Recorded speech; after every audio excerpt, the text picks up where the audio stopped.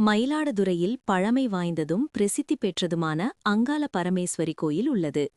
இங்கு ஸ்ரீ அகோர வீரபத்திரர், பெரியாண்டவர், தூண்டிநீரன், சப்த கன்னிகள், ஐயப்பன், பேச்சியம்மன் சன்னதிகள் உள்ளன. 25ஆம் ஆண்டு பால்குடத் திருவிழா. ஏராளனோர் பால்குடம் எடுத்து நேர்த்திக்கடன் செலுத்தினர். மயிலாடுதுறை காமராஜர் சாலையில் மயிலாடுதுறையில் பழமை வாய்ந்ததும் பிரசித்தி பெற்றதுமான அங்காள பரமேஸ்வரி கோயில் உள்ளது. இங்கு ஸ்ரீ அகோர வீரபத்திரர், பெரியாண்டவர், தூண்டிவீரன், சப்த கன்னிகள், ஐயப்பன், பேச்சியம்மன் சன்னதிகள் உள்ளது. இப்பகுதி மக்கள் பலரின் குலதெய்வ கோயிலாக விளங்கும் இக்கோயிலில் 25ஆம் ஆண்டு பால்குடத் திருவிழா இன்று நடைபெற்றது. விழாவின் தொடக்கமாக கடந்த மாதம் 31ஆம் தேதி பக்தர்களுக்கு காப்பு கட்டப்பட்டது.